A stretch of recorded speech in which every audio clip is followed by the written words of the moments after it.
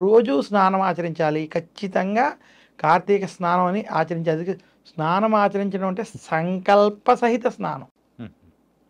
అలాగే కార్తీక మాసంలో నదులలో, సముద్రంలో లేదా తటాకాలలో స్నానం ఆచరించమన్నారు. చాలామంది నదులలో, తటాకాలలో స్నానం అంటే ఇవి పుణ్య స్నానాలు. పుణ్య స్నానాలు అంటే సబ్బులు, షాంపూలు వేసుకుని వెళ్ళి చేసే స్నానాలు కాదు. హ్మ్.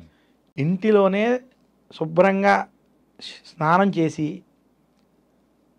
పంచె వంటివి మగవాళ్ళు వస్త్రాలు వంటివి కట్టుకుని, ఆడవాళ్ళు వాళ్ళకి అనుగుణమైనటువంటి వస్త్రాలు కట్టుకుని, భక్తి శ్రద్ధలతో ఏదైనా గంగా, గోదావరి, కృష్ణ, కావేరి వంటి పుణ్య నదులకు వెళ్ళడం. నదులు లేకపోతే అక్కడ ఉన్నటువంటి సముద్రం వద్దకు వెళ్ళడం.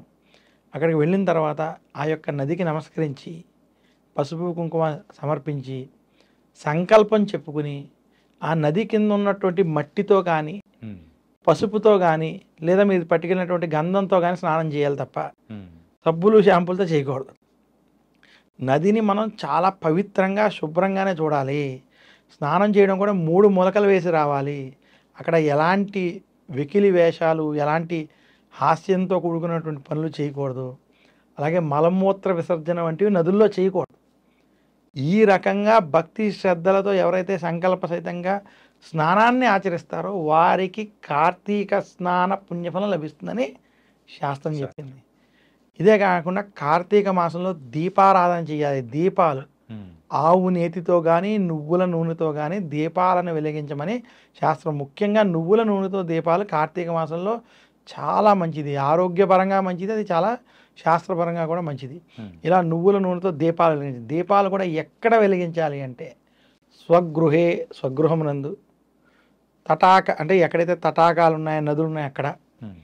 లేదా దేవాలయాలలో, సన్యాసాశ్రమాలలో, గోశాలలో, తులసి వనాలలో, తులసి కోట వద్ద ఇలాంటి ప్రాంతాలలో దీపాలను వెలిగించాలి.